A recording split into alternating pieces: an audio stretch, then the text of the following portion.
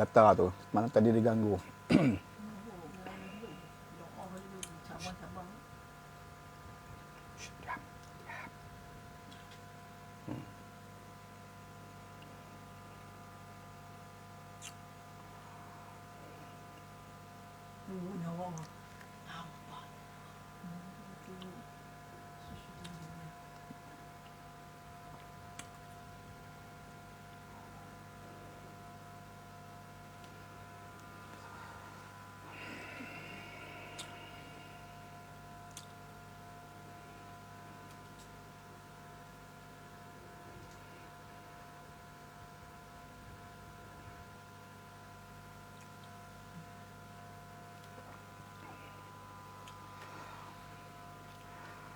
Okey, Assalamualaikum warahmatullahi wabarakatuh. Selamat malam.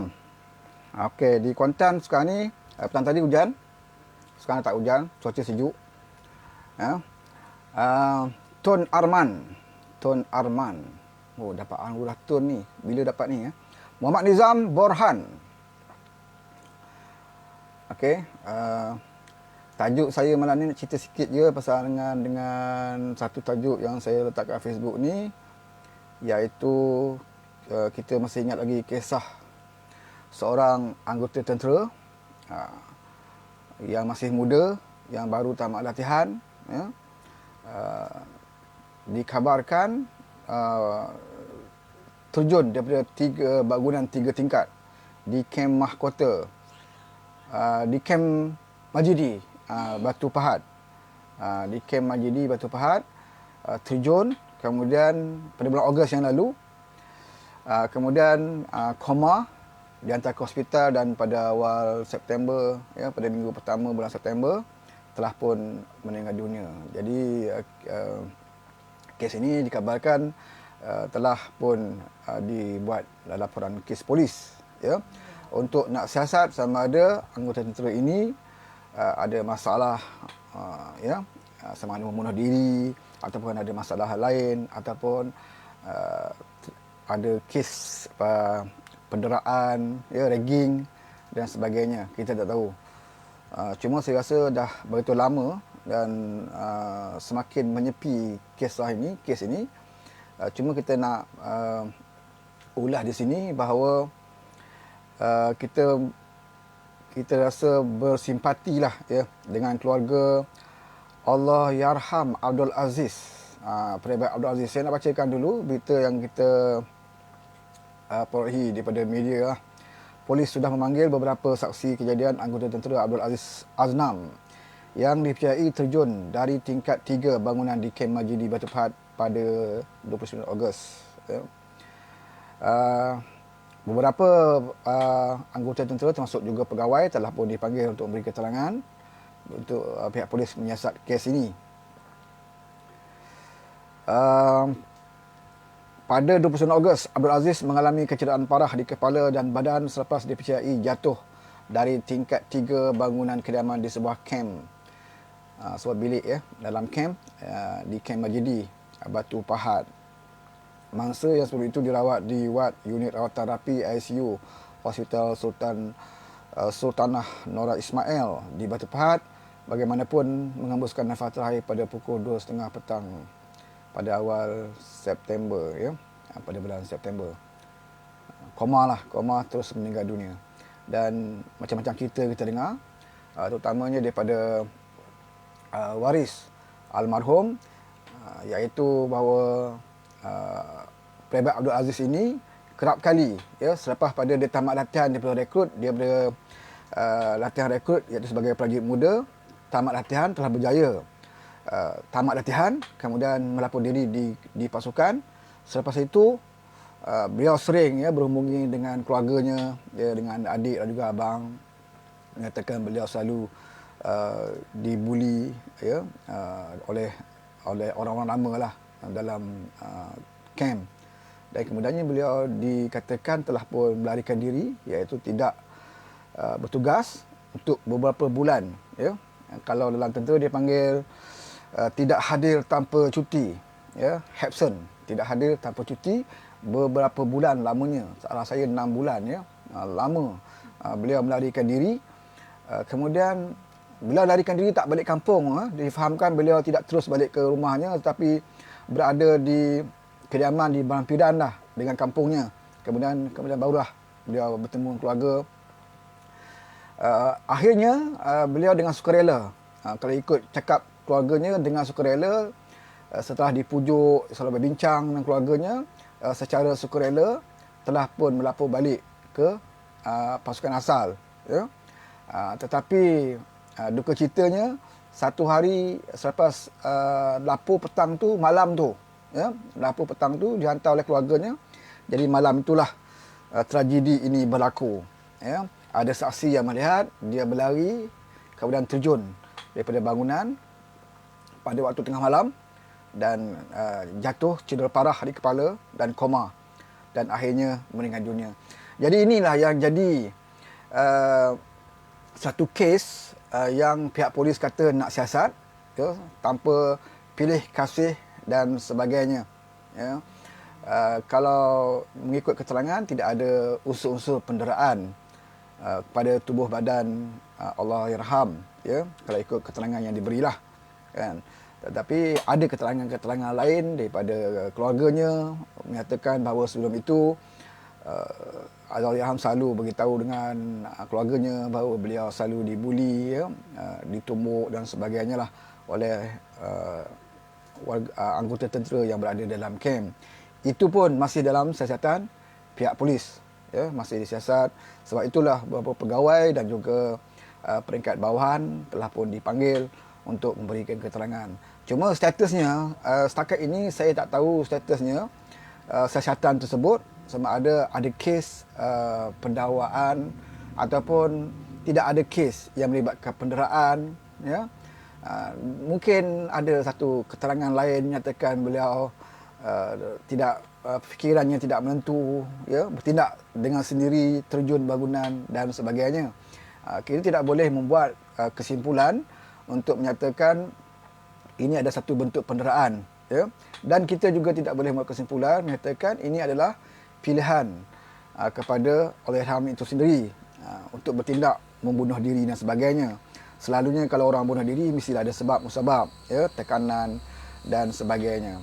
Jadi sukar, ya, untuk kita menentukan apakah status kes ini, kerana mungkin tidak ada saksi yang hanya dapat melihat beliau berlari terjun daripada bangunan, tetapi tidak ada, ya, setakat ini saya tak dengar lagi saksi yang mengatakan beliau didera dan sebagainya, ya.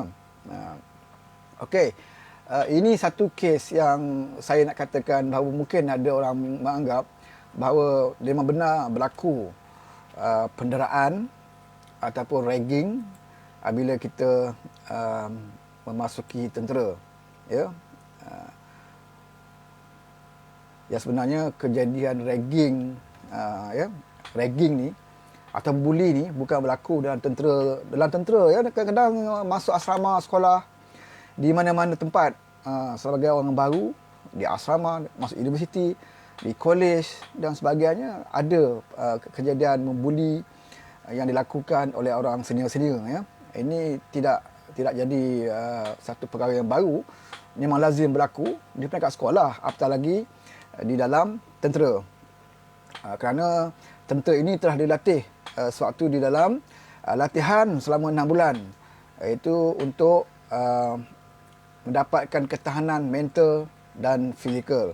Sebab itu selama 6 bulan kita diberikan latihan yang begitu kuat, ya, menguji ketahanan kita supaya kita bersedia untuk menjadi seorang anggota tentera yang mempunyai ketahanan mental dan juga fizikal, ya.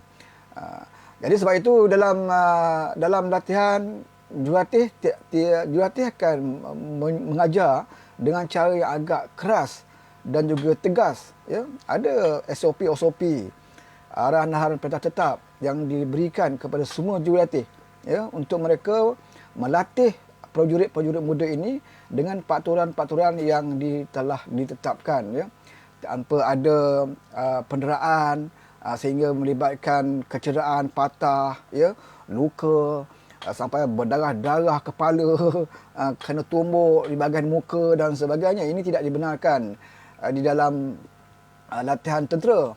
ada SOP yang diberikan mungkin agak keras, tidak seperti mana di sekolah-sekolah ataupun di universiti. Mungkin mereka setakat ragging biasa-biasalah ya, gosok baju, basuh pakaian, basuh kasut, cuci bilik ya. Itu biasa di sekolah-sekolah. Kadang-kadang tu ragging, minta duit, pau duit dan sebagainya. Tetapi dalam tentera dia lebih daripada itu ya. Sebab kita diberi latihan 6 bulan di Polisian dengan latihan yang agak keras supaya kita boleh menjadi seorang warga tentera yang bersedia menghadapi tekanan ya. Kerana sesama kita pun kadang-kadang kalau kita dah tak boleh menghadapi tekanan, bayangkan kalau kita dalam suasana peperangan berdepan dengan musuh, bagaimana sekiranya kita menjadi anggota yang ditawan oleh pihak musuh. Sudah pastilah pihak musuh akan mendera kita dengan lebih hebat dan lebih kejam lagi ya. Nak dapatkan rahsia daripada kita, mungkin penderaan yang diberikan kepada kita lagi dahsyat. Sebab itu kita perlukan persediaan ini. Walau bagaimanapun dia ada tahap ya.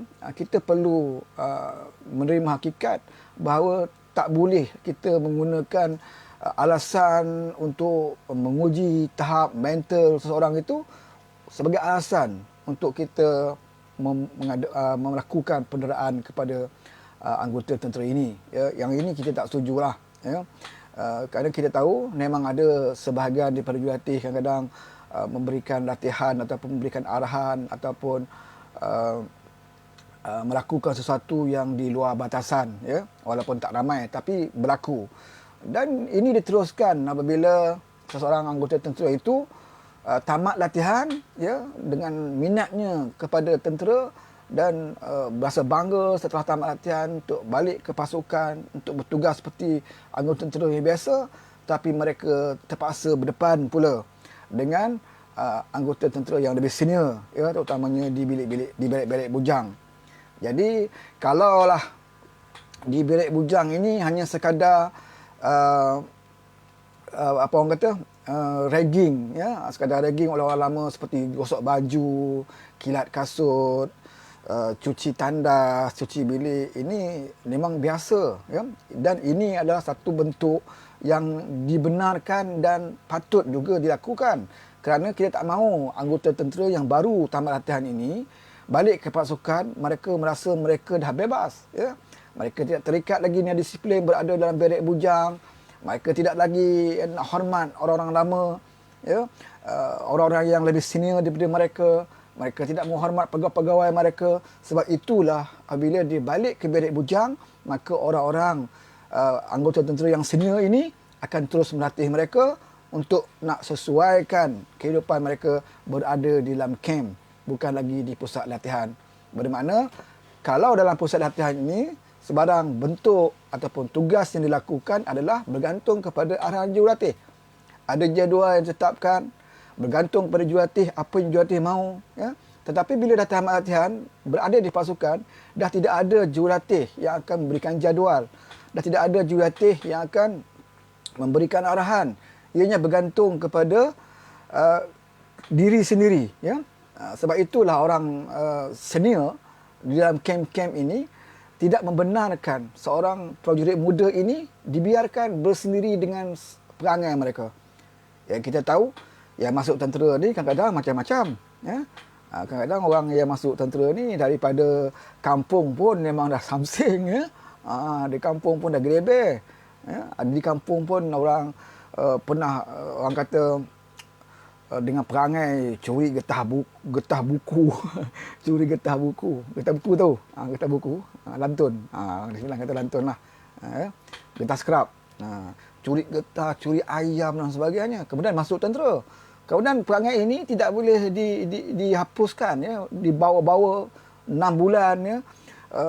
Kita ingat dia boleh hilangkan perangai yang negatif ini, tetapi terbawa-bawa sehinggalah masuk ke unit baru. Ya, di situlah tanggungjawab anggota tentera yang senior, terutama yang berada di bilik-bilik bujang, untuk menentukan bahawa prajurit muda ini harus mengikuti peraturan-peraturan, disiplin-disiplin yang berada di dalam kamp berkenaan. Ya. Jadi tidak jadi masalah sekiranya mereka dikawal di dalam barek itu dengan arahan-arahan yang tertentu yang diberikan oleh rakan-rakan senior mereka, ya. Seperti bangun pagi, sebelum waktu subuh kena bangun, ya. Tidak boleh bangun lewat, bangun, kemaskan tempat tidur, kemaskan bilik, kemaskan bilik air, ya. Dan ada rakan-rakan yang lama, okey, suruh tolong gosok baju, kilat kasut dan sebagainya, ya. Tujuannya untuk menguji seorang penjurit muda ini adakah mereka boleh laksanakan, ya. Kalau dia gosok baju tu mengikut tak seperti mana standard tentera punya, ya. Bukan sekadar gosok macam kita gosok baju pakaian awam, ya. Tentera ni lain sikit, ya. Dia ada standard dia. Jadi dia nak tengok boleh tak rajin atau tidak budak ini. Budak ini jenis melawan ataupun tidak. Jadi sebab itu yang kita askar-askar lama yang senior-senior ni bila datang budak baru macam-macam mereka suruh, ya, supaya pertamanya nak lihat sama budak ini melawan orang, hormat orang, melawan ataupun tidak, malas ataupun rajin, ya. Tetapi ada batasnya, ya. Jangan kita gunakan penjurit muda ini untuk emosi kita, ya, untuk kita sonok-sonok nak ragging, ya.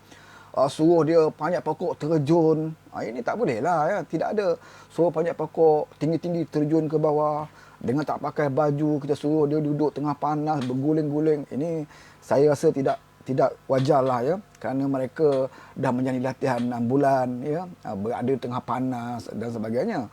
Jadi bila sampai di pasukan ada beberapa perkara yang kita perlu bimbing mereka, ya, dengan penuh tanggungjawab.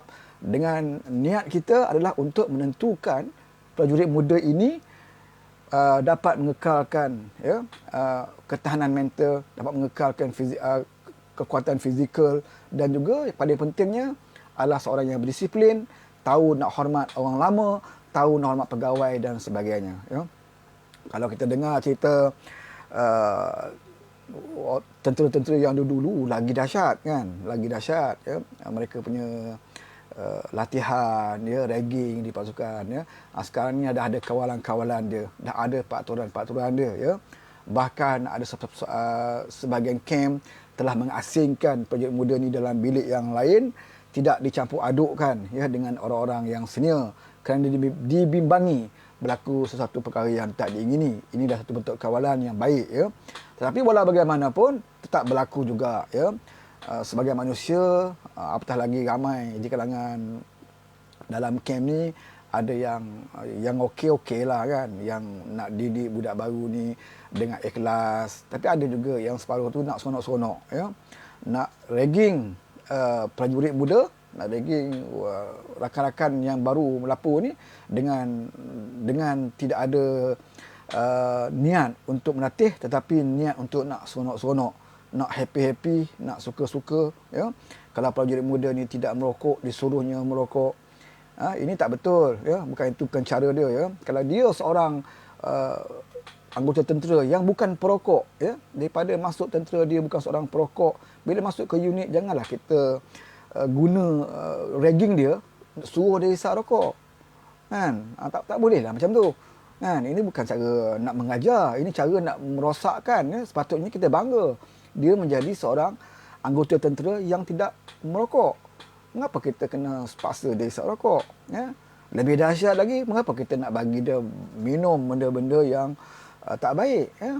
Paksa minum air mabuk, kemudian kita buat air campur-campur, ya, yang memudaratkan kesihatan dia. Ini satu bentuk, ya, penderaan ataupun ragging yang tidak sesuai lah sekarang ini, ya. Apatah lagi dalam negara kita. Kita jangan bandingkan dengan negara-negara luar dan negara yang bukan negara Islam, ya. Mereka tidak berpandukan kepada cara melatih, ya. Jadi kita di Malaysia ni sebagusnya hendaklah melatih anggota tentera menitik beratkan kepada kekuatan, selain daripada kekuatan mental dan juga fizikal, perlu juga pada kekuatan kerohanian, iaitu asas keagamaan itu penting, ya, kerana sebagai pasukan keselamatan, anggota pasukan keselamatan, kalah menang kita dalam peperangan ini bukan hanya bergantung kepada disiplin anggota tentera, bukan hanya bergantung kepada kekuatan aset pertahanan kita, tetapi kerohanian kita. Ya, terbukti dalam sejarah di dunia, satu pasukan tentera yang tidak ada aset pertahanan yang canggih-canggih, tapi mereka menang peperangan kerana mereka mempunyai kekuatan kerohanian. Ya, keimanan mereka kepada Allah itu kuat, kebergantungan mereka kepada kawasan Allah itu amat tinggi, dan mereka meletakkan satu niat, ya, niat masing-masing untuk berjuang ini kerana fi sabilillah, ya, untuk mempertahankan agama, niat untuk mempertahankan negara mereka, ya, kedaulatan negara mereka, maka mereka diberi bantuan oleh Allah dan menang dalam peperangan seperti mana di Lebanon, ya, berperang dengan Rusia dan sebagainya. Kecanggihan senjata peralatan Rusia, ya, tidak mampu untuk menewaskan tentera-tentera mujahidin, ya, yang hanya kita lihat hanya ada mortar saja, ya, bawa mortar, ya. Mereka tidak ada jet pejuang, mereka tidak ada peralatan-peralatan canggih, ya, tapi mereka boleh menghalau tentera-tentera Rusia, ya, mereka boleh memenangi peperangan itu. Jadi situlah kita katakan bahawa kerohanian itu patut dititik beratkan. Jadi kalau dalam kes ini, kalau kita nak melatih prajurit-prajurit muda yang baru tamat latihan di Polisian, direkrut, ya, melapor ke pasukan kita naklah, ya, menentukan prajurit muda ini meninggalkan sikap-sikap negatif mereka sewaktu mereka di dalam awam. Kita kena faham, mereka masuk tentera sewaktu awam, ramai di antara mereka yang mempunyai perangai-perangai yang tidak begitu baiklah, ya. Ada yang kaki mencuri, ada yang ngisap ganja, ya. Ada yang tidak mau berkawan dengan orang, ada yang macam-macam lah, ya, di waktu awam. Tapi bila masuk dalam tentera, kamu akan dijadikan satu satu pasukan. Dalam latihan itu sendiri telah pun dilatih dengan semangat setikawan, semangat kerjasama, melupakan, ya, perbezaan kaum dan agama, ya, dan susah senang, ya, dilatih oleh jurulatih di Polisian untuk sama-sama merasainya, ya, sama-sama susah dan juga sama-sama senang, ya. Tujuannya adalah untuk apabila kamu dah jadi seorang anggota tentera yang terlatih, apabila berada di medan pertempuran, ya, bertemu dengan musuh, susah ataupun senang, rakan kamu sama-sama, ya, kamu bantu, ya. Kalau mereka tercedera, patah kaki, pikul, ya. Ini diajar dalam rekrut, dalam latihan, ya. Pikul, bawa berjalan dan sebagainya. Ini ada kelebihan di latihan-latihan yang diperolehi di pusat latihan, ya. Cuma penekanan yang agak kurang saya lihat sekarang ini adalah penekanan dari segi aspek kerohanian, ya. Kita lebih kepada aspek latihan mental dan juga fizikal, ya.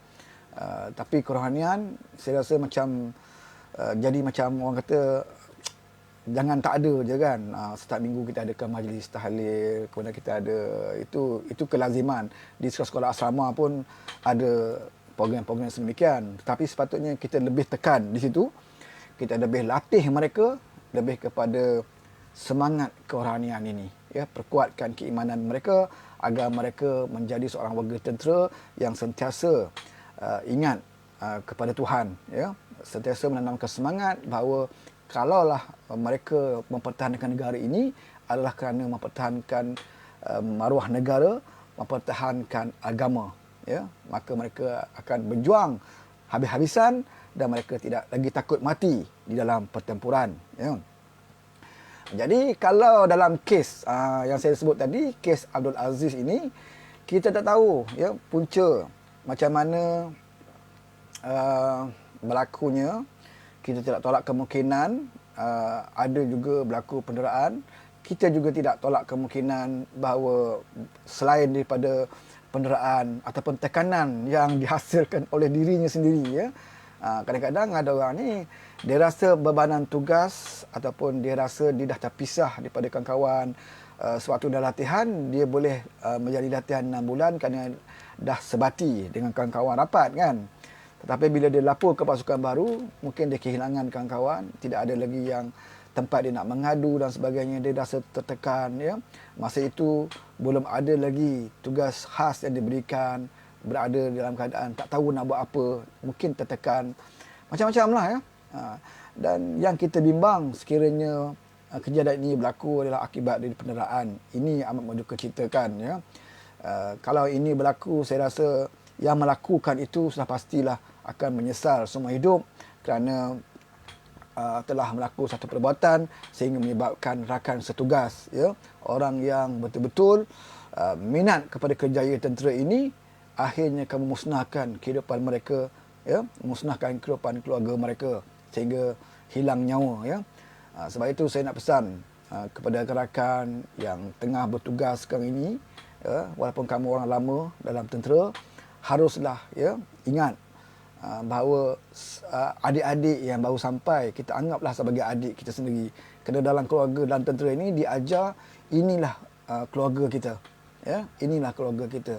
Sakit pening kita dalam kamp ini bukan adik-adik kita akan sampai dulu, tetapi rakan dalam bilik kita ini akan sampai dulu, akan tengok kita sakit, ya, barulah adik-adik dan keluarga kita di kampung akan datang, ya. Itulah rakan-rakan kita. Kita diajar dalam rekrut, ya. Tak kira kaum, tak kira agama, kita diajar sedemikian rupa. Kerjasama itu penting. Sebab itu di dalam latihan rekrut di Polisan, seorang buat salah, semua kena. Kalau kita tak biasa dengan tradisi ni, kita rasa macam tak adil. Seorang tak buat, tak kemas tempat tidur, kenapa saya yang kemas tempat tidur, saya juga dapat hukuman?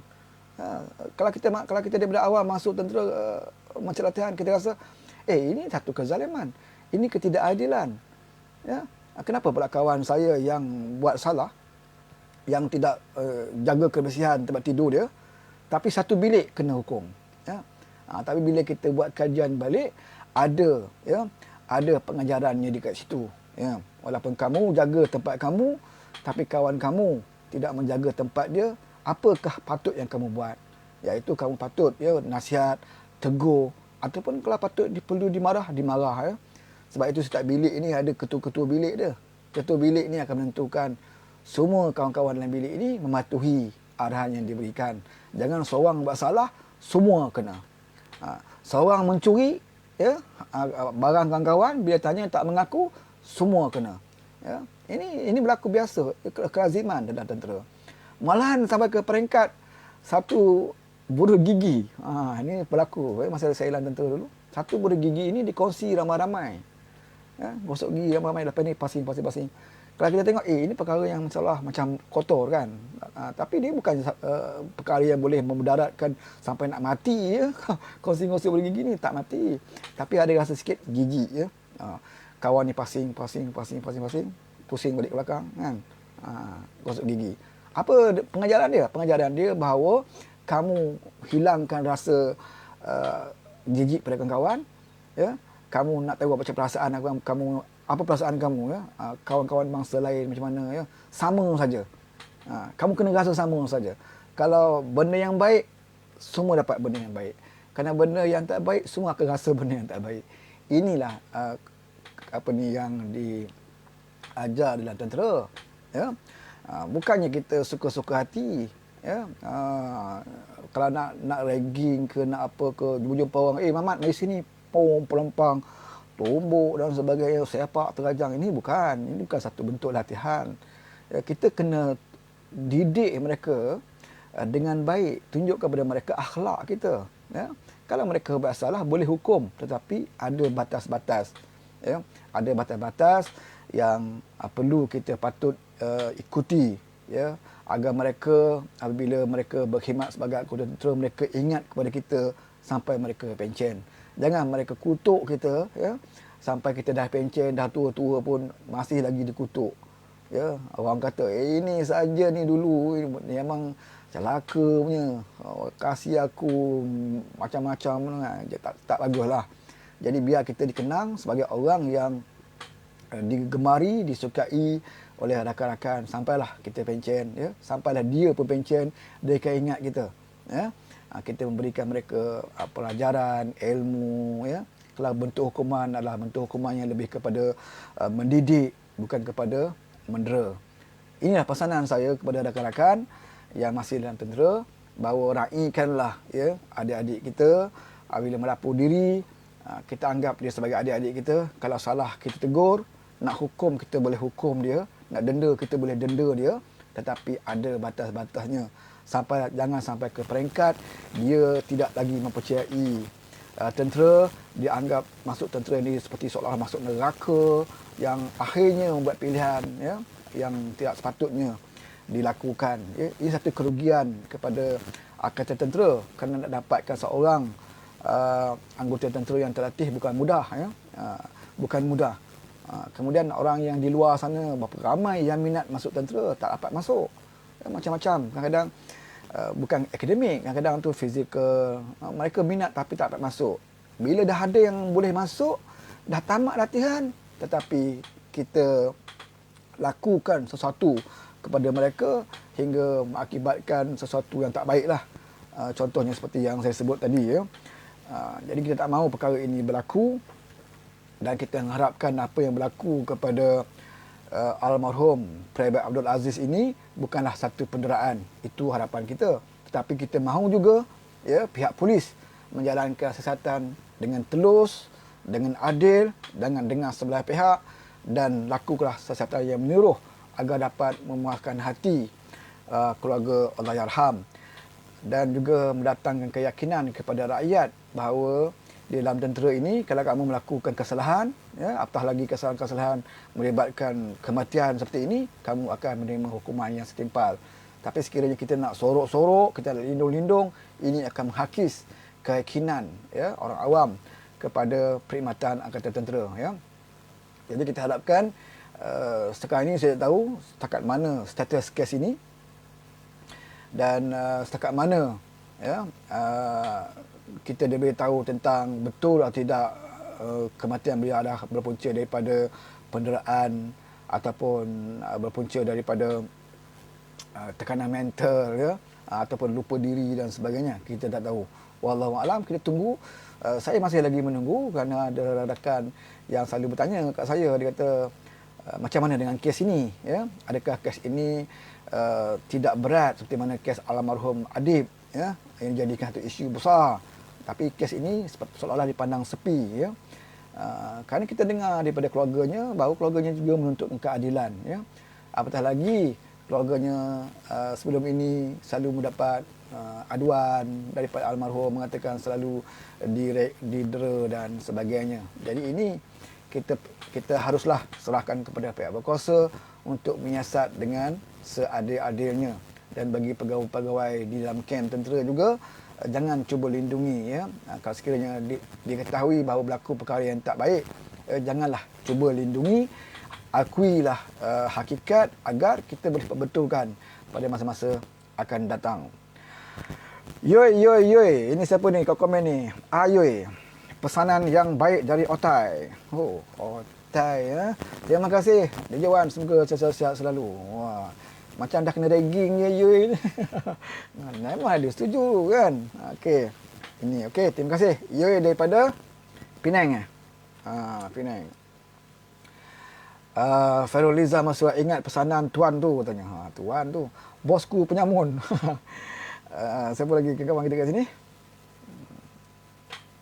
Dah tidur belaka ya. Hasmawati Ibrahim, Rizman Abdul Rahim, Eli Putra, Said Mustafa, Om Sahar, Muhammad Shah, Adi Effendi, Kak Ji, Muhammad Azrul Ayun, Syah Putra, Alang, Dolhiman, Nur Alif, Asrawan, Siti Rosni Aini. Lagi siapa lagi ni ya? Tak sempat nak baca ni.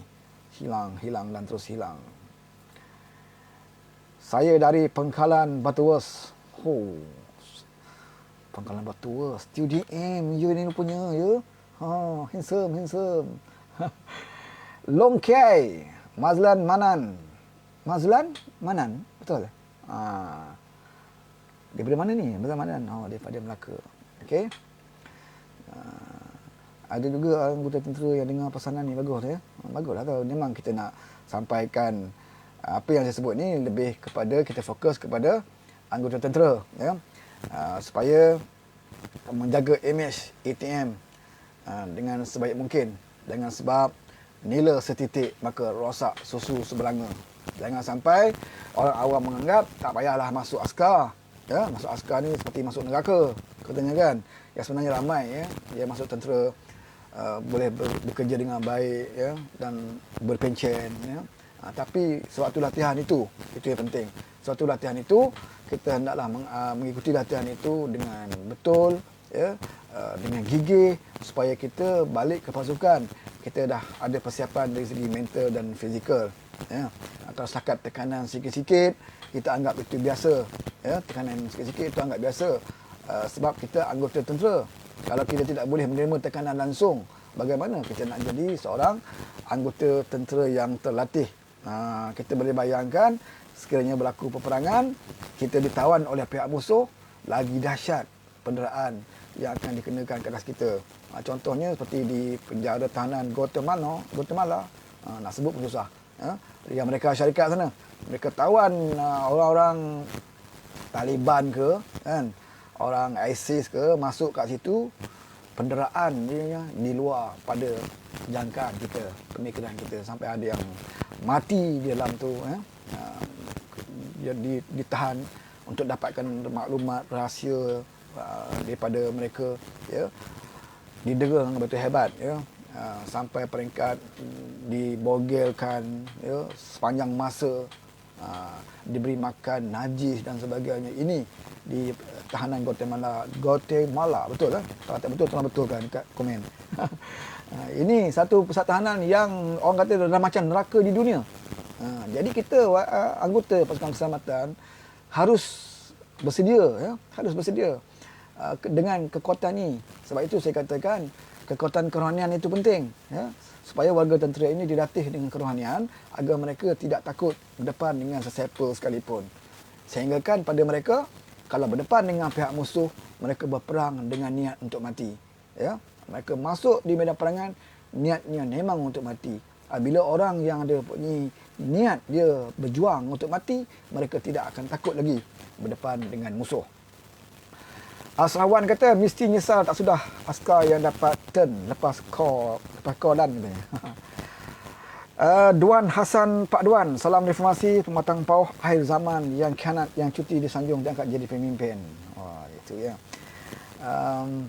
Kamalia di kota ada yang tersirat ke Wan cerita pasal integriti ATM ni.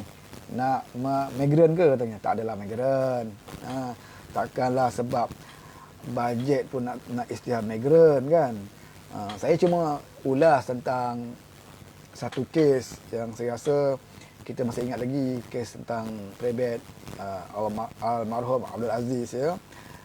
Di mana tamat latihan kemudian berlapor ke pasukan baru, lepas tu terus melarikan diri, tidak hadir bertugas berbulan lamanya dan menghubungi keluarganya mengatakan selalu dipukul, didera dan sebagainya. Akhirnya apabila bincang dengan keluarga kata, sampai bila kamu nak menghilangkan diri ya? Sebagai anggota tentera, kalau kita melarikan diri daripada tugas, ini akan menyusahkan kita sebab kad pengenalan kita masih dipegang, masih lagi memiliki kad pengenalan ATM ya, anggota tentera. Jadi kalau tidak bertugas, apa kerja pun tak boleh dapat ya, di luar sana. Nak kahwin pun tak boleh sebab kita pegang lagi kad pengenalan tentera. Dan kita akan rasa diburu ya, sebilang masa, dicari oleh tentera bila kita larikan diri daripada tugas. Larikan diri daripada tugasnya satu kesalahan besar ya. Dia ialah kalau kita negara aman, lari petugas lah. Tapi kalau negara tengah berperang, dia ibarat lari daripada perang. Hukum lari daripada perang ni tembak aje ya. Mana-mana askar pun, mana negara pun, kalau anggota tentera lari daripada perang, mereka akan tembak. Itu hukuman pada orang yang lari daripada perang. Tapi sebab negara kita adalah aman, maka yang ada berlaku adalah lari daripada tugas. Jadi sebab ini kita tak boleh galakkan. Kita tak boleh galakkan anggota tentera dengan sikap ya, suka lari daripada tugas. Ya, kerana kalau dibiarkan begini, mana tahu satu hari nanti kita berada dalam kancah peperangan. Inilah anggota tentera yang akan lari daripada medan pertempuran. Ya. Tapi walaupun kita dalam tentera harus jaga, sama-sama jagalah. Jadi yang jadi tentera yang baru, ya, baru masuk ke unit, jagalah diri, ya, hormatlah orang lama, patuhlah kepada arahan-arahan yang diberikan, ya, arahan yang baik yang membina kita, yang boleh mendisiplinkan kita, hendaklah kita patuh. Tetapi kalau ada arahan-arahan yang tidak baik, arahan-arahan yang memudaratkan kita, janganlah kita ikut. Kalau perlu kita buatlah laporan. Sekiranya ada mana-mana anggota tentera yang memaksa kita melakukan satu perbuatan yang memudaratkan kesihatan kita, ataupun satu perbuatan yang tak baik sebenarnya, ya. Seperti kita ni tidak minum arak tetapi dipaksa untuk minum arak. Ini janganlah ikut. Janganlah ikut, buatlah aduan tapi janganlah lari. Ini kadang-kadang tak nak buat aduan tapi kita lari, ambil buat keputusan sendiri. Ada saluran-saluran dia. Kalau pegawai ni kita tak yakin boleh lapor kepada mereka, percayalah, buat surat ke, macam-macam cara lah. Tapi jangan lari daripada tugas. Banyak saluran-saluran yang kita boleh buat. Kalau kita tak tahan berada dalam pasukan itu ataupun dalam kor yang kita tempatkan, kita boleh mohon bertukar tempat, berpindah, boleh mohon bertukar kor dan sebagainya. Banyak saluran lain yang kita boleh cuba usahakan selain daripada bertindak larikan diri, akhirnya menyusahkan diri kita sendiri. Muhammad Ali, lock jacket merah. Apa ni? Lock jacket merah bos katanya, ya. Jasmine Saleh, Guantanamo. Dia betul kan saya sebut tadi. Okey, terima kasih Jasmine. Guantanamo. Tu yang betul, Guantanamo. Mantap ya, janji ada bunyi-bunyi kan. Okey, selamat datang ku Salwa, betul bersama kita. Ini sembang-sembang askar ni. Rizman Abdul Rahim. Saya Mustafa, Muhammad Syah, Muhammad Azrul Ayun, Syah Putra, Abdul Hilman, Nur Alif, Kaisyah Comel, ya. Ini rakan-rakan kita yang bersama dengan kita. Ni kalau nak sembang pasal askar banyak sebenarnya. Saya nak satu hari itu saya kena buat satu program, atau bukan program lah, satu sembang-sembang tentera, pengalaman-pengalaman, ya, pengalaman yang seronok kita dengar. Saya akan panggil rakan saya juga, mungkin bekas tentera, ya, pengalaman-pengalaman mereka. Kita akan sembang lah sama kawan, supaya menghilangkan, ya, keraguan orang awam kepada ATM, ya. Jangan anggap masuk ATM ni seperti seolah kita serah tengkuk kita untuk disembelih, ya. Sedangkan ini satu kejayaan yang mulia. Kalau betul niat dan nawaitu kita untuk menyertai angkatan tentera ini adalah satu kejayaan yang mulia, ya. ATM ikut cakap siapa Wan, katanya. Ini Kemalia Kota tanya. ATM ikut cakap siapa Wan, Perdana Menteri atau Agong? Ya, sebenarnya Angkatan Tentera Malaysia di bawah Keduli Yang Mahmulia yang di Pertuan Agong, ya. Bukan di bawah Perdana Menteri, ya. Sebab itu kita ada Field Marshal, ya, iaitu yang di Pertuan Agong. Jadi ATM berkhidmat di bawah yang di Pertuan Agong. Cuma dari segi pentadbirannya tentulah daripada Kementerian Pertahanan dan sebagainya. Baru follow. Assalamualaikum adik-beradik saya ramai dalam ATM dan juga PDRM. Ini daripada Mr. D. Shidi. Ya, tahniah kepada Mr. Shidi. Ya, adik-beradik berada dalam ATM, ada dalam polis. Ini satu kejayaan yang baik sebenarnya, ya. Kalau kita ikut apa yang diarahkan, SOP, ataupun arahan-arahan yang diberikan di dalam ATM, kita patuh, ya. Jadi seorang yang berdisiplin, ia satu kejayaan yang baik. Tetapi yang merosakkan imej ini adalah segelintir daripada warga tentera yang dia sendiri pun seorang mungkin kepribadiannya tidak begitu baik, dan sehinggalah menyebabkan orang lain juga terlebih sama, ya. Okey, Mansuri Badrul Syam. Salam tuan, katanya. Waalaikumsalam. Apa fungsi kagat bro, kata Jasmine Saleh. Kagat ni dia bukannya kagat ni wujud tahun 19 saya pun lupa. Kagat saya masuk tentera tahun 1988. Ya, bila saya masuk tentera tahun 1988, waktu itu kagat baru lagi, ya, diwujudkan.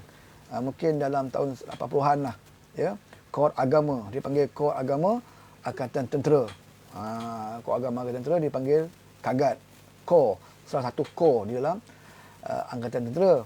Jadi fungsi kagat ini adalah dari segi agama Islam lah khususnya, ya, untuk melatih, memberi kursus, ya, menjadi imam solat, baca khutbah. Kalau program-program dalam kamp tentera ni, kalau seminggu sekali ada majlis tahlil, ustaz-ustaz kagat ni lah akan jadi imam yang jadi tahlil, menguruskan jenazah, ya. Kalau berlaku kematian di dalam angkatan tentera, ya. Kemudian ilmu-ilmu agama, ilmu tauhid, fiqh dan sebagainya. Ustaz-ustaz ni ada kuliah agama dan sebagainya. Cuma yang saya katakan tadi, hendaklah diperkenalkan lebih mendalam, ya. Fungsi kagat ini hendaklah diberikan peranan yang lebih besar di dalam ATM itu sendiri. Kalau boleh pengarah kagat tu pun mestilah level dia sama dengan level jeneral-jeneral yang teratas sana, supaya cakap dia ini boleh diguna pakai, ya. Kalau dia level bawah sangat, jadi apa yang dia rancang atau dicadangkan dalam ATM ni mungkin tidak diindahkan lah. Jadi kalau boleh biar dia pengarah kagat ini biarlah dia setaraf dengan jeneral-jeneral seperti Panglima Tentera Darat, Panglima Tentera Udara, Panglima Tentera Laut kan. Biar dia setaraf supaya bila ada dalam mesyuarat panglima-panglima ini, pengarah kagat boleh berikan satu pandangan supaya dijadikan satu dasar dalam ATM, ya. Jadi sebagai sebuah negara dalam negara yang dipimpin orang Melayu Islam, ya, sejak dulu lagi negara kita ini, seharusnya ATM ini di-upgradekan supaya lebih menampakkan kepada melahirkan warga tentera yang lebih menekankan kepada soal kerohanian. Kerana kita nak harapkan kekuatan aset pertahanan pun kita tidaklah sehebat mana, ya. Kita masih lagi ketinggalan dengan beberapa negara yang lain, ya. Tapi kita tidak perlu bimbang, kerana kalau kita ada kekuatan anggota tentera yang semangatnya kuat, disiplin yang tinggi, lebih-lebih lagi mempunyai nilai kerohanian yang baik, kita boleh menjadi sebuah negara yang akan dihormati, ya. Tetapi kalau sesama kita, semua warga tentera pun kita nak kenakan kawan kita, nak sabotaj kawan kita, nak jatuhkan kawan kita, ya, nak bully kawan kita sampai dia berhenti, ini tak baguslah untuk perkhidmatan, ya. Macam mana kita nak berdepan dengan musuh, sedangkan kita dengan kawan kita sendiri pun kita nak menjatuhkan, bukan nak bagi dia lebih baik, bukan nak bagi dia lebih hebat, bukan nak jadikan dia seorang warga tentera yang terlatih, tetapi kita nak sonok-sonok, ya, ragging orang sana, usik orang sini, sepak orang, tumbuk orang ni. Ini tak baguslah dalam perkhidmatan. Sepatutnya tidak diberikan peluang kepada orang yang melakukan perbuatan seperti ini, ya. Okey, Mr. D. Shidi, saya pelik tahun 1999 masa naik kereta api daripada Batu Ros ke KL sampai di Perak. Dalam hutan, hujan lebat. Tiba-tiba ada beberapa komando basah kuyup boleh berada dalam kos. Saya pelik, komando cukup cekap. Nama pun komando, kan? Nama pun komando. Jadi sebab itulah sesiapa yang berminat untuk menjadi komando ni, dia mestilah orang yang cukup hebatlah di kalangan kawan-kawan dia yang lain, ya.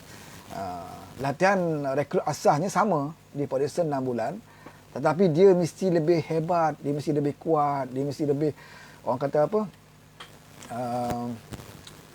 orang kata sepanjang latihan ni dia tidak ada masalah, ya? Mental hebat, cakaplah apa pun dia tahu, hati kering, hati kering itu penting, hati kering itu penting untuk jadi komando. Jadi orang ini layak berada dalam Korps Komando. Memang satu pasukan gerak khas yang cekap lah, negara kita ni. Sebab itu dia tidak ramai sangat anggotaannya, dan tugasnya pun atas tugas-tugas tertentu, ya. Dia tidaklah masuk hutan berperang dengan komunis dan sebagainya. Dia satu tugas khas akan diberikan kepada gerak khas ini, ya. Tugas-tugas yang tidak akan diberikan kepada tentera-tentera yang lain lah, ya. Dalam tentera darat dipanggil Korps Gerak Khas ataupun Komando. Kalau dalam tentera udara dia ada satu, dia panggil apa? Handau. Mana ya tadi? Ya tahu. Dia panggil handau ke apa? Ya, TLDM dia ada Pascal ke apa? Saya tak ingat lah. TLDM dengan QDM. Okey, Arifin Mak Piah. Assalamualaikum Wan. Malam ini bincang hal ATM terbaik katanya. Baru ada rasa anggota tentera tidak lupakan jasanya kepada negara. Arifin Mak Piah. Okey. Lama juga tak jumpa Abang Ipin kita, ya. Waalaikumsalam. Macam mana berniaga dalam PKP ni, Bipin? Ni ada kedai makan ni kat KL. Ya. Mudah-mudahan rezeki bertambah. Muhammad Ali, tapi ragging ni bagus tuan, mantapkan mental dan fizikal. Ya, macam saya sebut tadilah ya.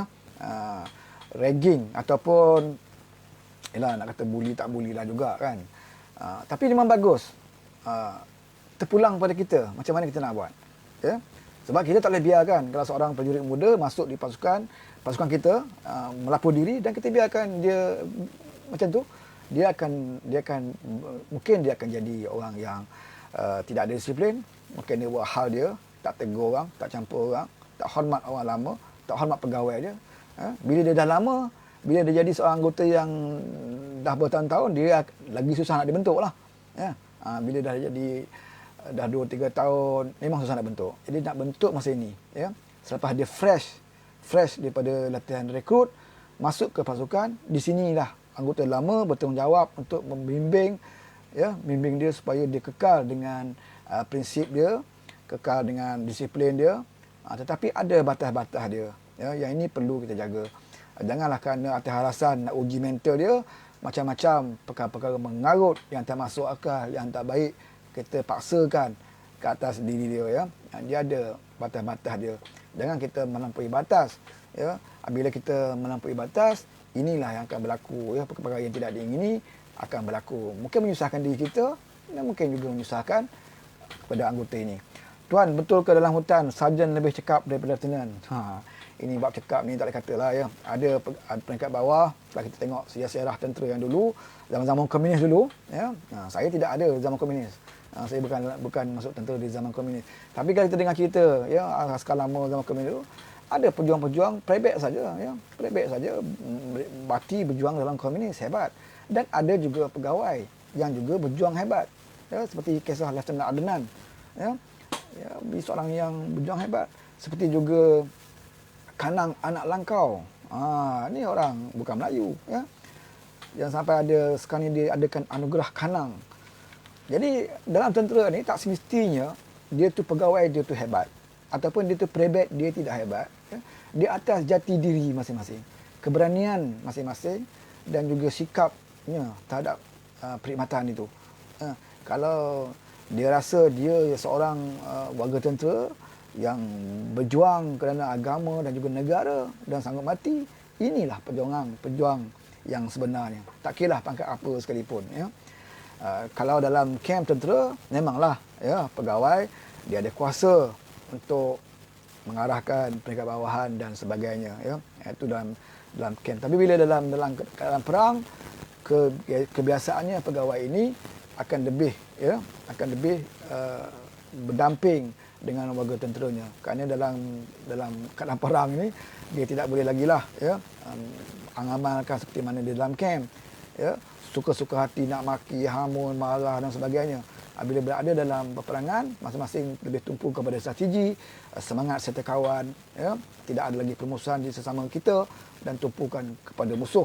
Itu bila berada dalam peperangan lah. Okey, insan biasa. Baru masuk. Madi Shidi, okey. Muhammad Ali, saya dah jawab tadi, ya. Ragging ini bagus katanya, betul. Ragging itu boleh kena satu pelajaran lah, ya. Satu pelajaran yang kita perlu terapkan kepada anggota-anggota tentera yang baru supaya mereka tidak besar kepala, supaya mereka tidak sombong, supaya mereka dapat sesuaikan diri mereka dengan pasukan yang baru. Jadi kalau kita sebagai warga tentera yang baru pula mestilah faham, ya, orang yang ragging kita, ya, adalah orang yang mahu kita menjadi seorang anggota tentera yang baik, ya. Cuma seperti mana yang saya sebut tadi, kalau salah satu arahan yang diberikan itu baik untuk diri kita, baik untuk memperbaiki disiplin kita, maka kita ikutlah. Tetapi kalau arahan yang diberikan itu memudaratkan diri kita, memudaratkan kesihatan kita dan juga boleh mencemarkan disiplin kita, maka hendaklah kita tolak, ya. Kita tolak.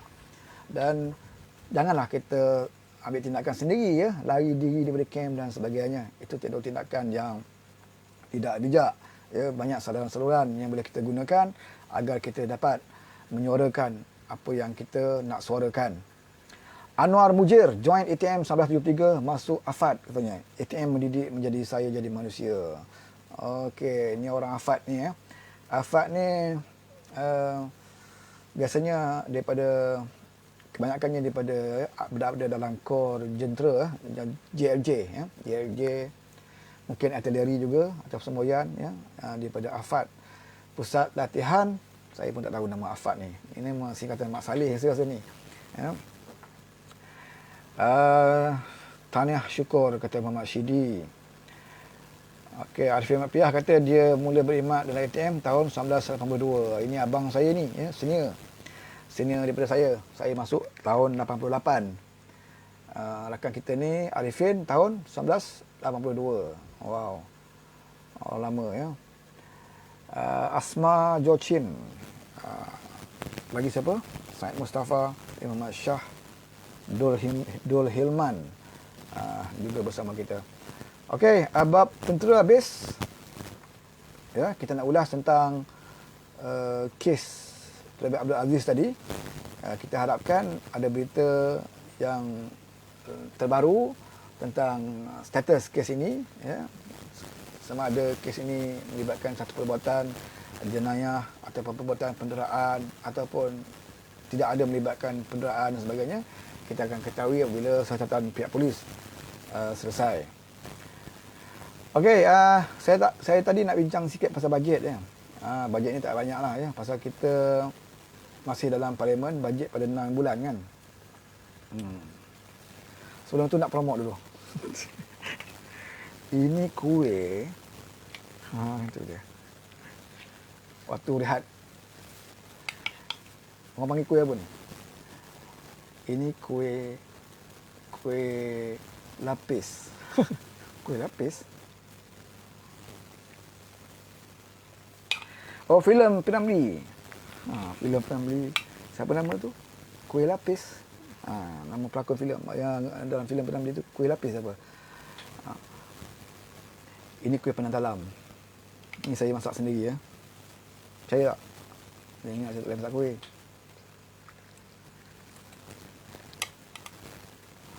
Sekejap ya.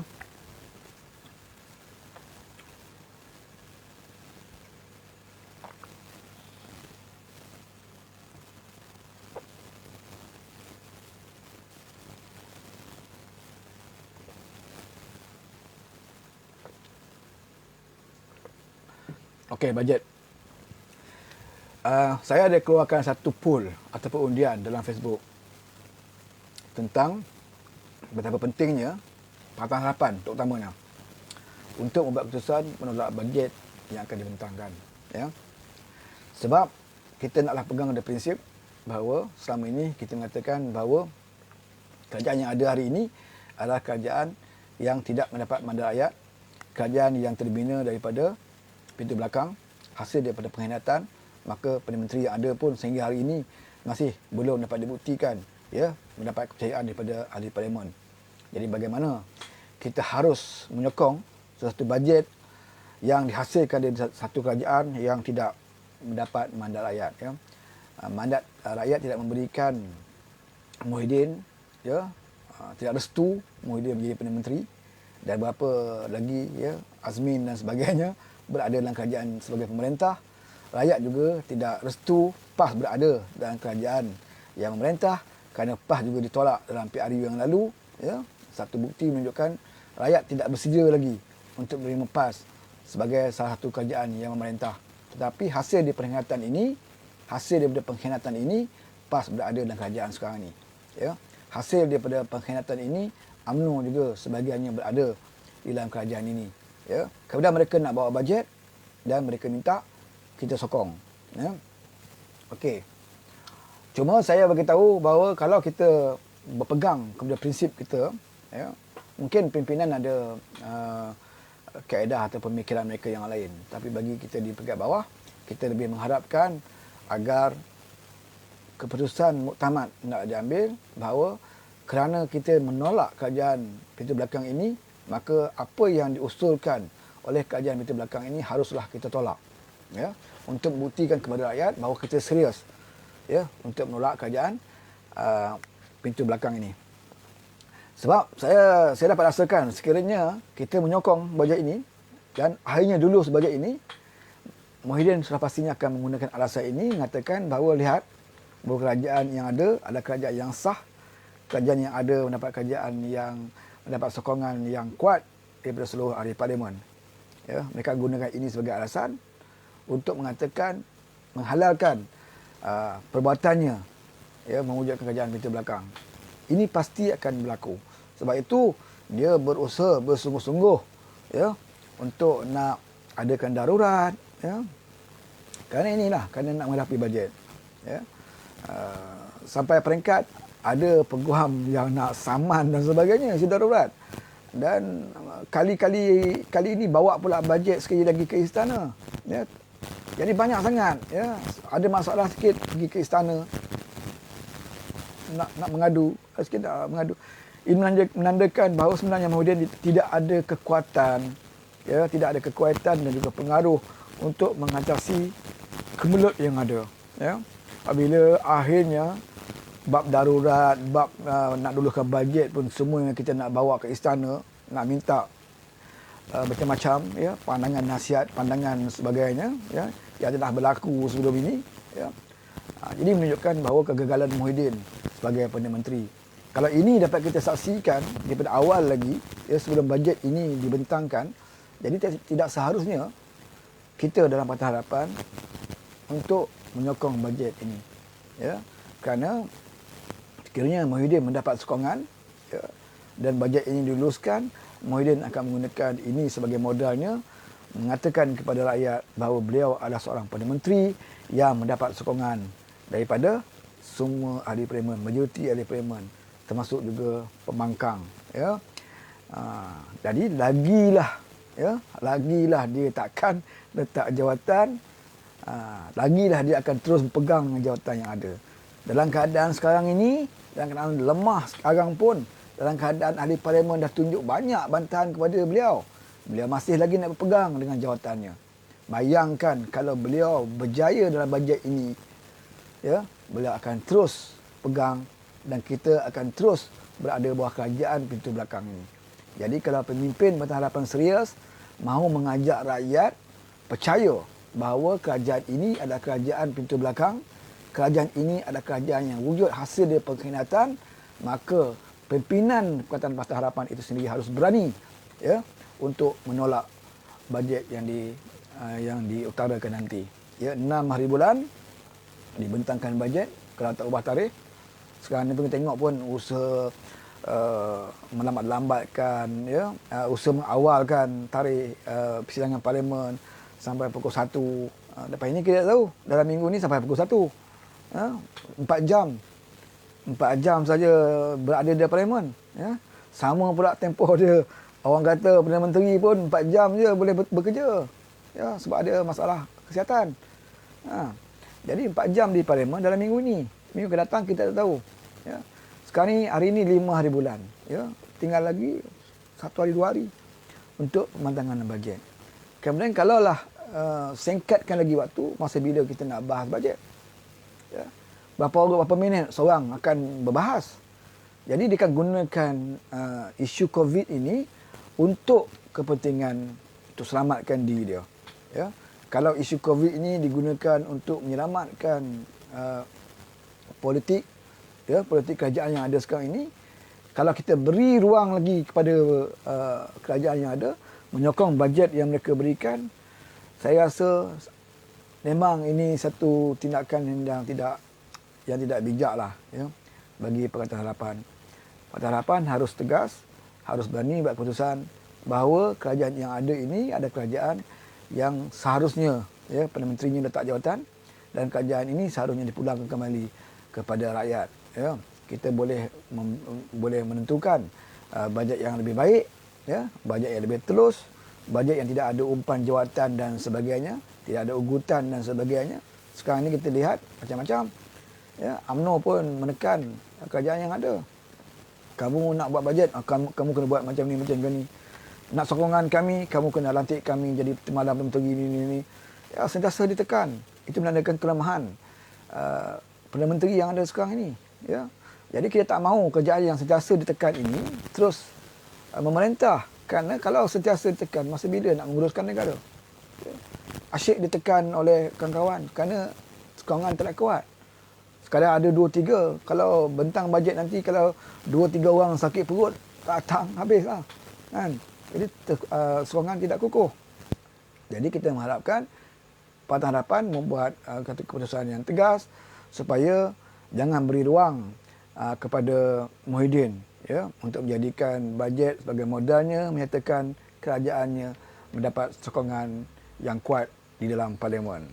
Jadi itu yang kita harapkan, ya. Dan kita tengoklah macam mana. Kita sebagai ahli dan juga penyokong cuma boleh mencadangkan, ya. Selebihnya biarlah pimpinan yang akan tentukan. Ya, mungkin ada strategi lain selepas itu, ya. Tentang undi tak percaya ni faham-faham sajalah, ya. Usul undi tak percaya ni sekarang berada dalam kedudukan susunan jadual parlimen yang ke nombor 24 ke 25 salah dia. Tak tahu lagi, ya, dibawa atau tidak. Boleh dibawa atau tidak, speaker pun speaker orang dia kan. Jadi kita tidak boleh nak harap kepada usul tak percaya ini. Kita kena mulakan dengan bajet, ya. Ini yang berada di depan kita sekarang ini. Tapi kalau bajet pun kita masih lagi beri ruang kepada Muhyiddin, sudah pastinya dia akan rasa lebih yakin, ya, dia rasa lebih selamat. Akhirnya usul undi tak percaya itu pun tidak akan ke mana-mana, ya. Jadi kita akan rasa mungkin kita akan gagal lah untuk nak mengembalikan mana rakyat, ya. Kita telah usahakan sebelum ini di luar parlimen seperti mana yang telah diusahakan oleh Datuk Seri Anwar Ibrahim, ya, tetapi proses itu terhenti, ya. Datuk Seri Anwar Ibrahim dah laksanakan apa yang beliau patut laksanakan, tugas beliau, ya. Tapi di luar keupayaan, ya, di luar kekuasaannya, setelah beliau berjaya laksanakan, proses itu tidak berjalan kerana PKP dan sebagainya, macam-macam lah, ya. Dan kita berada dalam proses parlimen sekarang ini. Kalau dalam parlimen ini pun kita sendiri tidak mengambil peluang yang ada di depan, maka janganlah, ya, kita nak bercakap lagi tentang mendapatkan mandat rakyat dengan seberapa segera. Sedangkan peluang yang ada kita persia-siakan dan akhirnya musuh akan gunakan, ya, di atas kebaikan kita ini. Kita nak sokong bajet ni, kononnya tidak mahu ada politik, kononnya tidak mahu ada mencetuskan masalah dalam COVID dan sebagainya. Yang sebenar punca segala masalah ni pun hasil daripada kerajaan yang ada sekarang ini, ya. Pertambahan COVID ni pun hasil daripada kegagalan kerajaan yang ada menangani, menguruskan isu ni. Kerana kerajaan ini wujud pun dalam keadaan COVID, ya. Dia datang rampas hak kita pun dalam keadaan COVID. Sebab itu bila berlaku COVID makin bertambah, kerajaan ini seperti panik, tidak boleh berlaku, tak boleh apa, maka terkir dapat dia nak buat darurat, ya. Jadi kalau kita bantu mereka, ini akan beri peluang kepada mereka untuk terus menjadi kerajaan dalam tempoh 2-3 tahun, ya, sebelum kita akan menghadapi PRU ke-15.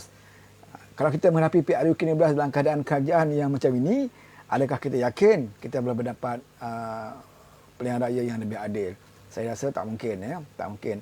Kerana yang ada sekarang ini pun lagi teruk. Orang kata nampak okey, tapi hanya lagi teruk. Zaman Najib. Kalau zaman Najib dulu pun bertahun-tahun kita nak jatuhkan, ya, dia sebagai menteri. Kalau yang ini saya tak tahulah. Najib sendiri pun kalau ada masalah tak mengadu dengan yang Tuan Agong. Tak kan? Tak ada nak sibuk-sibuk darurat dan sebagainya, kan? Tapi yang ini tidak boleh ada masalah sikit. Kerana dia tidak ada kekuatan politik, dia pun tidak berapa sihat, ya. Boleh tak nak fikir idea lain, bila ada masalah sikit kita kena mengadu ke sana. Ada masalah sikit kita kena mengadu ke sana. Inilah kerajaan yang kita ada dan kita harapkan Pakatan Harapan bolehlah melakukan sesuatu, ya.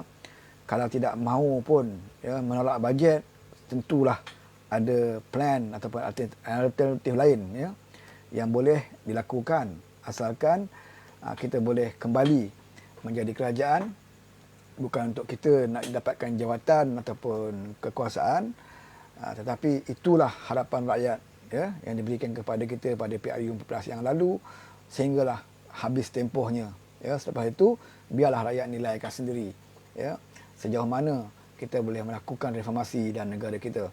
22 bulan yang lalu, kita tidak mampu nak laksanakan apa yang kita inginkan kerana kita meletakkan orang yang tak betul, orang yang anti reformasi sebagai Perdana Menteri. Sebab itulah ianya nampak tergencat-gencat, tergendala sana sini. Jadi kita harapkan Datuk Seri Anwar Ibrahim akan diangkat juga menjadi Perdana Menteri, dan saya rasa inilah saatnya Malaysia akan melihat satu perubahan yang besar.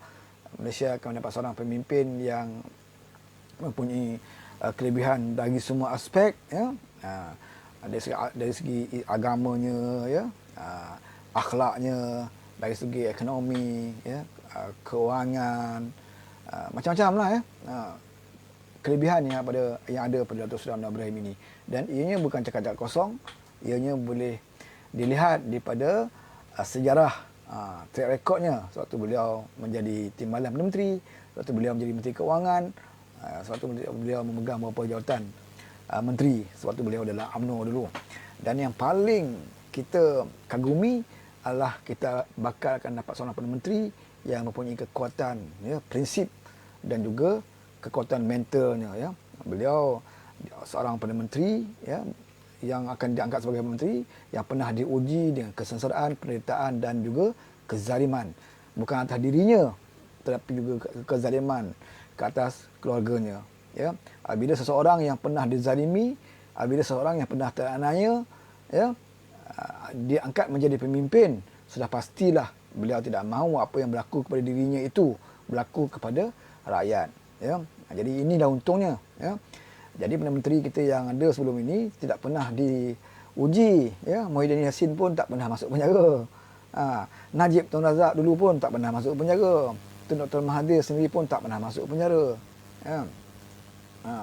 Jadi Datuk Seri Anwar Ibrahim ni orang yang daripada awal perjuangannya dulu bawah ISA, dan macam-macam yang telah diuji, bukan tak dirinya, diaibkan, difitnah, dipukul, disepak, diterajang, bahkan keluarganya juga turut diuji. Jadi orang yang banyak menerima ujian ini ialah orang yang paling hampir dengan Allah Subhanahu Wa Taala. Jadi orang yang paling hampir dengan Allah Subhanahu Wa Taala inilah orang yang patut kita angkat menjadi pemimpin. Haji Hadi sendiri pun tak pernah masuk penjara. Kan, tak pernah lock up pun saya rasa. Pernah masuk satu malam tidur lock up kan. Jadi banyak ulama-ulama yang lain kita tengok ulama-ulama muktabar sendiri pun zaman-zaman Nabi sendiri pun ada masuk penjara. Menandakan begitu kuat nak berjuang ni kena hadapi dengan ujian-ujian. Tetapi apa ujian yang dihadapi oleh Presiden PAS? Kalau kita lihat dalam PAS dulu ramailah macam Mak Sabu pernah masuk lock up ISA, penjaga Mahfuz Omar, Saudina Ayub, semua orang dah keluar daripada PAS. Yang dalam PAS kan siapa yang pernah masuk? Yang pernah diuji dengan penjara, lock up dan sebagainya. Jadi tak pernah. Tuan bin Toman lagi tak pernahnya kan. Siapa lagi? Nek Amar pun tak pernah. Jadi kepimpinan yang tidak diuji ini, itulah kepimpinan yang lemah. Sebab dia tidak pernah rasa susah. Dia tidak pernah merasa tertekan. Tiba-tiba jadi menteri sekarang ni, itu yang dia tak boleh nak buat kerja. Sebab itu, orang yang pernah rasa tertekan, yang pernah ditekan, yang tertekan, yang dizalimi, dianiaya, apabila dia mendapat jawatan, inilah akan menjadi kekuatan untuk memimpin. Kerana dia tahu bagaimana seksa dan deritanya apabila kita dizalimi. Dia akan jadikan satu pengajaran dan juga panduan. Oleh sebab itu, kita nak Perdana Menteri kita ini akan muncul Perdana Menteri yang pernah diuji dengan berat dan bakal melahirkan jadi seorang pemimpin yang hebat seperti mana dulu Nelson Mandela menjadi seorang pemimpin Afrika yang hebat setelah berpuluh-puluh tahun dalam penjara. Keluar penjara dia jadi pemimpin dan menjadi pemimpin yang hebat kerana telah pun diuji. Jadi di Malaysia ini kita hendaklah membuat pilihan yang sedemikian rupa, kita angkatlah seorang pemimpin yang kita telah lihat sendiri puluhan tahun diuji dan sebagainya. Yang ada sebelum ini Perdana Menteri yang tidak pernah masuk penjara, yang tidak pernah diuji, bahkan yang ada sebelum ini adalah orang-orang yang pernah menikmati kesenangan. Sebelum jadi Perdana Menteri pun memang hidup senang. Apabila jadi Perdana Menteri, lagi senang dan tak cukup. Tak cukup ya, dengan kesenangan yang diperolehi. Okey, cukup sampai di sini dulu pada malam ni. Sekarang ni pukul 12.17 awal pagi. Terima kasih Mak Fadli Shah. Ini apa ni? Lock jaket merah 20 bosku, apa dia tu? Okey, macam mana dengan tabiatnya? Ni saya tak dah baca lah ni. Pada Menteri macam tak selesa dan tak mampu settle problem. Tinggal 2 tahun je. Penasihatnya pun dalam serabut. Okey, saya tak dapat nak baca komen-komen yang lain. Jadi terima kasih banyak kepada rakan-rakan yang bersama ya, sepanjang kita bersiaran. InsyaAllah kita jumpa lagi untuk sembang-sembang ya. Besok 5 hari bulan, 2 hari lagi mungkin pembentangan bajet 6 hari bulan dan kita tengoklah ya apa keputusan dan tindakan terutama oleh Pakatan Harapan dan juga daripada UMNO. Nak tengok UMNO ini betul-betul hebat ataupun UMNO ini betul-betul parti keramat ataupun UMNO ini memang satu parti yang sebagai pendekar pejuang yang menjulang kerisnya ya. Tapi kalau dia jenis tunduk, akhirnya akur dengan Muhyiddin, jadi tak perlulah pimpinan UMNO selepas ini mengeluh ya, kerana tidak dapat kedudukan, dibuli dan sebagainya ya. Kalau ada peluang, kamu tidak mahu gunakan peluang ini, tetapi kamu nak tunggu ya, habuan-habuan yang kamu akan perolehi daripada Muhyiddin, kamu boleh tunggu. Bagi Pakatan Harapan, kita akan lawan dan kita lawan, terus lawan ya. Sama ada kita mampu ya, akan muncul sebagai kerajaan yang mengembalikan mandat rakyat atau tidak. Perlawanan ini, game ini hendaklah diteruskan ya. Samalah kita berikan sokongan kepada Datuk Seri Anwar Ibrahim agar dengan sokongan kita ya di peringkat bawahan ini akan memperkuatkan semangatnya ya. Kalau kita harapkan beberapa orang, kadang ada orang ni dia bodek je lebih kan. Bodek je nak tunggu bilalah Anwar jadi PM, bilalah Anwar jadi PM. Kalau Anwar jadi PM aku nak jadi menteri. Ada pemimpin yang macam tu kan. Mereka tak bekerja pun dah ke umbi ya, tak bergerak. Jadi kita kena bantu ya, ramai-ramai kawan bantu ya, berikan sokongan moral dengan apa yang termampu, doa dan sebagainya agar akhirnya Datuk Seri Anwar Ibrahim akan menjadi Perdana Menteri, dan itulah ya penamat kepada cita-cita kita selama ini ya. Dan sekiranya beliau gagal untuk menjadi seorang Perdana Menteri yang baik, itu adalah hak rakyat kemudiannya untuk membuat pilihan untuk menggantikan Perdana Menteri yang lebih baik. Tapi kalau kita tak cuba, kita tak tahu sejauh mana ya Datuk Seri Ibrahim ini mampu menjadi Perdana Menteri yang lebih baik daripada Perdana Menteri-menteri yang sebelumnya ya. Okey. Okey, jumpa lagi. Rosli Lubawi. Okey, Datuk Seri Ibrahim for Perdana Menteri katanya. Okey, Muhammad Jeffrey Mak Yasin terbaik Tuhan katanya. Okey, bye-bye. Jumpa lagi. Assalamualaikum.